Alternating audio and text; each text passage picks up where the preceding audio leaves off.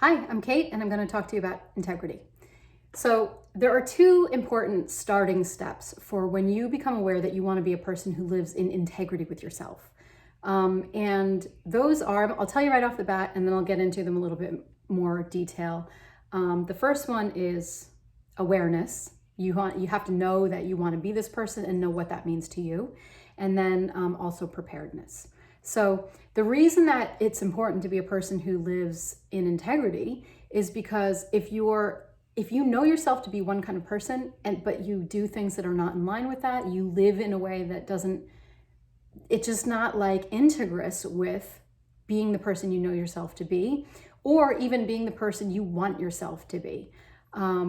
You're naturally diminishing your own ability, your own capacity for happiness. So, you could say, this is who I was today. I want to be 1% better tomorrow. You could take the long view of life altogether and say, hey, I want to look back from, my deathbed and know that I was this kind of person. So how you structure that and what you go for, what your goal is there, that's really up to you. And that might be dependent on what you have the capacity for right now. If you think tomorrow I can be a tiny bit better, that's an awesome starting place. That's a really good place to begin, because actually the place you begin is awareness, like I said. So awareness begins with, first of all, the notion that integrity is something you want to consider. Easy enough, right?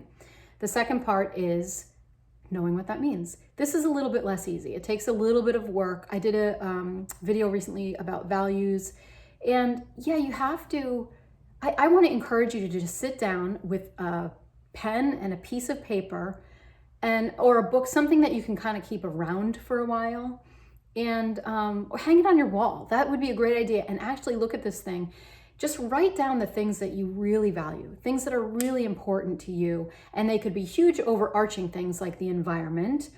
Side note here, don't feel bad or, like you shouldn't write something just because you don't live into it perfectly every day. Because yes, the environment, right? It's a top value, but all of us live up to it in ways smaller than we wish we did. We all make decisions every day that go against it a little. Anyway, back to the list. Put things on there that are huge and overarching like that. Feel good about that. Also, put things on there that are really tiny. I really value just standing outside when I get up in the morning for a few minutes. I value the air. It makes me feel energized and healthy. It's really important to me. It's a value. It doesn't all have to be character value stuff. Put everything on this list that you can think of.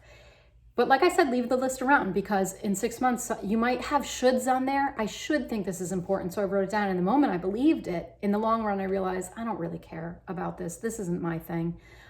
Or plenty of things will pop up that you're like, oh yeah, this matters to me. And I do this every day. Pay attention, put energy into this every day. And I never even thought of it as a value. So keep a running list. Be engaged with your list. Let it open your mind. Let it open you to your sense of self. Second, after awareness comes preparedness. So it is such a thing that all the time we understand ourselves to be a person, or we aspire to be a person, and then these little things happen that take us out of integrity with that character. For me, it's gossip. Like, I really hate gossiping. It makes me have anxiety later at night about it. And I have to prepare a conversation for getting out of a gossipy conversation. I have to come prepared, knowing what to say to get myself out of that situation.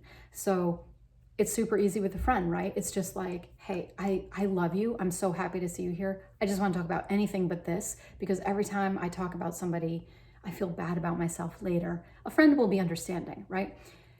That's not always easy to say, that kind of thing, though. And it does require me to think about it and think about it and think about it and make sure that I include the parts that make this person feel appreciated, or whatever it is. That's me. That's my way of handling it. Your situation would be about something different, or you might have 5 different types of things. Preparedness is the way to be able to handle it in the moment when it comes up, because you know it is going to come up. So be prepared for, I know this is important to me. I have considered and written down on my list that this is important to me. I have thought about why it's important to me.